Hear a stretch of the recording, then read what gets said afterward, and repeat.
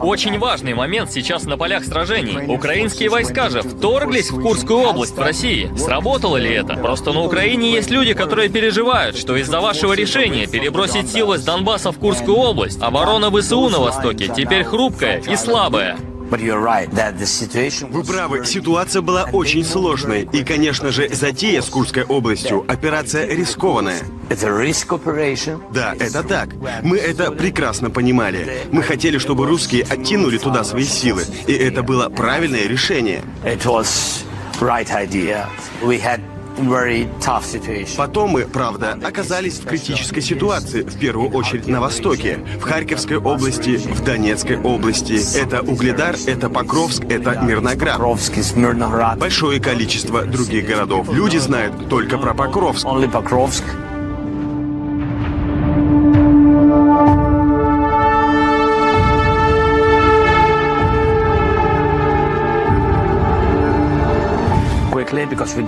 И русские там начали продвигаться очень быстро, потому что у нас не было оружия. И давайте поговорим откровенно. Еще раз, когда речь идет о вооружении бригад, неважно, сколько бригад мы перебросим на одно направление, если половина из них не вооружены, и тогда ты теряешь очень много людей. Ты теряешь много людей, потому что у них нет бронемашин и другой техники. У них нет артиллерии, у них нет снарядов. Для сравнения, Россия стреляет 12 раз, а мы только 1. Соотношение 1 к 12. Такой была разница.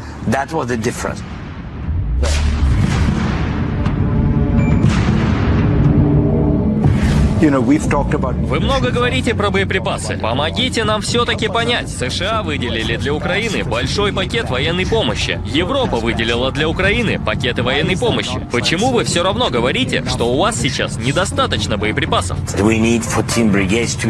Нам нужно 14 бригад в полной боеготовности, и до сих пор мы не можем полностью вооружить даже 4 бригады. То есть вы хотели вооружить 14 бригад? Мы хотели. Но у вас не получилось вооружить даже 4? Нет, даже для 4 бригад. Нам поэтому пришлось вооружать их, например, дронами собственного производства. У нас их не хватает, но мы все равно сделали это. 8 месяцев Конгресс США оттягивал принятие решения о выделении нового пакета военной помощи. И вот что нам пришлось сделать в течение этих 8 месяцев. Это все должны понимать. Мы израсходовали все, что у нас было. Мы использовали все, что у нас было в резерве. Все, что у нас было на складах. И те бригады в резерве, которые нам сейчас нужны на поле боя. Мы забрали у них все оружие.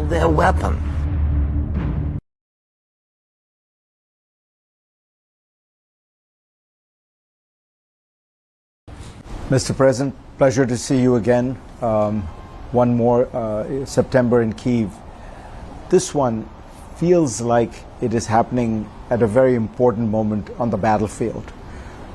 Ukrainian forces went into the Kursk region in Russia. You've taken a large amount of territory there. Has that worked? There are people in Ukraine who worry that you took forces away from the Donbass and that those lines are now fragile and weak, even though you have achieved success in Kursk. Thanks so much. Thank you for this possibility to speak. And for it, so first of all, we had very tough situation on the east, especially on the east, in Kharkiv region, in Donbass region, in some of this direction. It's Vuhledar, it's Pokrovsk, it's Myrnograd, it's a lot of different cities. People know about only Pokrovsk, but you're right that the situation was very difficult. And they moved very quickly because we didn't have equipment. Again, when we speak about equipment, how to equip brigades, really between us, it doesn't matter how many brigades stand on one direction if half of them not equipped. So you just lose a lot of people. You lose people because they are not in armored vehicles or in something like this. And they don't have artillery, they don't have artillery rounds. To compare the number, Russia uses 12 rounds. We used 1. 1 to 12. That was the difference. Of course, the idea with the Kursk is a risk operation. It's true, we understood it. But the idea was to move some Russian forces there. And I think it was right idea. You know, we've talked about munitions often, and you talk about it a lot. Help us understand. So the U.S. has passed this big aid package. Europe has passed aid packages. Why is that not translating into enough munitions for you now? Is it that there isn't enough supply, or is it that you need more aid? Everything. A lot of different reasons. First, it goes very slowly. Second, we need 14 brigades to be ready.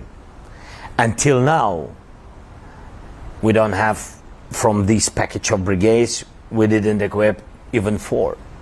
So you wanted to equip 14 brigades, and you have not been able to equip 4. No, it's too much. It's too much for this. That's why we used our interior production of drones. Not enough, but we did it. It goes.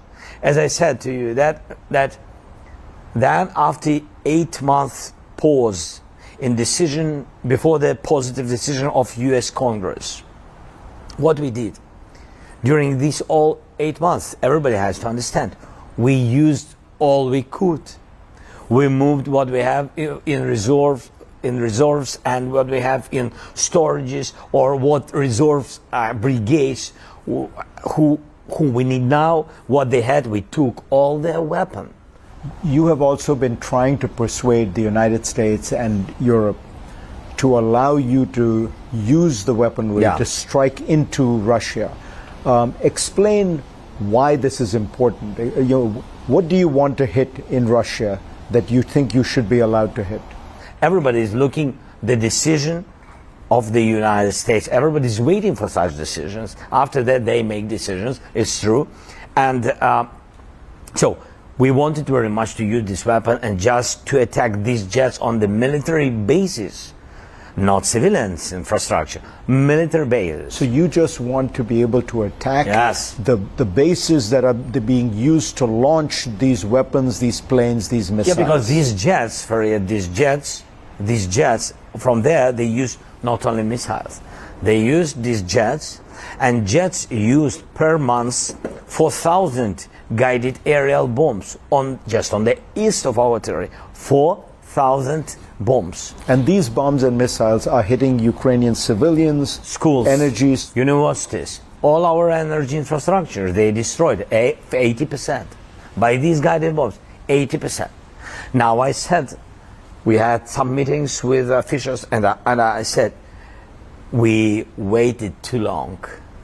Now Russia began to move their jets from 100, 150 kilometers, 300 to 500. After that, I will tell you, and that now we need more permissions. Do you have permission now to? No, till now, no.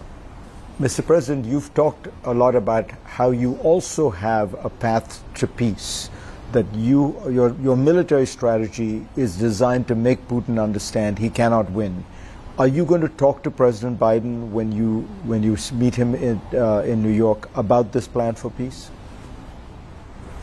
Yes, I will speak with him how to strengthen ours before peace summit, to be in a strong position, because diplomatic decisions or solutions, they are good when you are strong. Otherwise, Putin will not even, take place in it. And I think otherwise they will be not interested in any kind of circumstances how they can stop the war. That's why I have the plan. Yes, victorious plan, because for us it's victory, to be very strong and be ready for the strong diplomacy. That's why I prepared some points. 4 of them, the basic points, plus 1 which we need after the war. So I will share with Biden. It's about security. It's about geopolitical place for Ukraine. It's about very strong military support and available for us, and that we have to be free how to use one or another item. It's about economical support decisions, but which will be, I think, interesting. But I think that it's main thing. We are ready. If our plan, President Biden will will value and will support, and if he and his team can add something which will give us more strongless position, we'll be ready. Will you present this plan to Donald Trump? I'm ready. Yes, I'm ready to share it with President Biden. Then, of course, I think it will be honest and right to share it with two candidates, with Donald Trump, with Kamala Harris, and also I think that a lot of things depends on decision of the Congress of the United States, so to share it with the Congress. After these steps, we're ready to share it with the people. How did you understand Donald Trump when he said, I can solve this war, I can end this war within a few days. If I get elected even before I'm president, I'll be able to solve it? I can't understand it for today because I don't know the details, what he means and what does it mean. So my position that election period and election messages are election messages. Sometimes they are not very real, and that's why I think these messages can make us nervous, all of our people, of course. But I had phone call with Donald Trump, and he said that he is very supportive, and we had good conversation. That's why. This is recently? When was? I had only one during this whole period. Yes, it was, I think, 2 months ago. And he said he was very supportive. He will be very supportive, and he understands how it's difficult to survive during the war, and he will do everything to strengthen Ukraine. So I don't know. I mean, that's great that it sounds this way, and but that's why I want to share this plan, to hear his reaction. What do you think is going on in Putin's mind? Because Putin has recently said he's willing to have negotiations, but he talks about what his terms are is essentially total surrender for Ukraine. I think he didn't change his main idea, and sometimes he's playing just for some leaders who are waiting some emotions from Putin to hear something about peace, and sometimes he can give some messages to global south or somewhere, and they begin to speak. You see Putin is ready for dialogue. What dialogue? He is a player, and he feels this weakness of the West and global south. He is finding where is the place where they are not in unity, where they have different interests, and I think that is the problem, that people have to understand that his mission is not to stop the war. He doesn't want to stop anything because he doesn't need, and he afraid very much of successful Ukraine. It's not about even victory. But then how will the war end? Because you're not going to get a total victory, it seems to me. You're not going to drive him out of all of the Donbass and Crimea. He's not going to be able to occupy Kyiv. So there will have to be some compromise. It's when you're very strong, and the other side knows that you're very strong, and you're as strong as possible to make influence on his society, not to be very happy with this war, because he afraid, again, I repeat it again and again, because I'm sure in it, he afraid only one thing: no leaders, no countries, no nothing. He afraid of his society, Russian people. And if Russian people are in danger, if they don't have comfortable life, if they live without energy like our people, they will understand the price of the war, and they will be not happy with it, and they will begin to influence on him, on Putin. That's why I said, make Ukraine strong, and you will see that he will sit and negotiate. So when you were elected president, there was a fairly small war going on in the East, but now there has been a full-blown war, a battle of survival for 3 years. So it's a very different world. I mean, when we first met, you were wearing a suit. How has this war changed you? Like I said to you, be very honest, I think this war changed all of us. It's true. The war was only on the east, and here in the capital, in other regions, especially in the west, and even on the south, which is closer to the east. But anyway, people didn't feel war. That was in our mind very mistakable that the war is very far. Now this mistake in some minds and some heads of our colleagues who are in Europe, they think that the war is far from. No. By the way, 800 from Kiev to the east, to the point where the war was from 2014. 800 kilometers, like the distance between our border and a lot of European countries. So the war is very close, but we don't know about it and don't believe in it until the war came everywhere to Ukraine.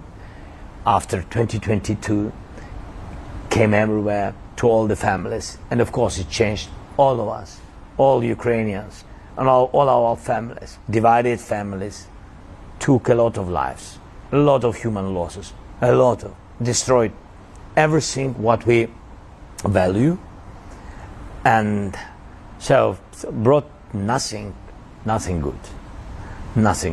So it's changed all of us. But I think the most important, if this war can change Europe, can change the world, this is very important. They have to understand that the war is close.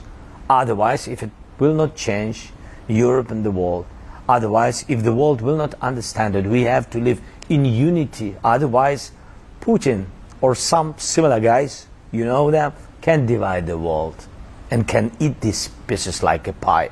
And that's why we need this unity.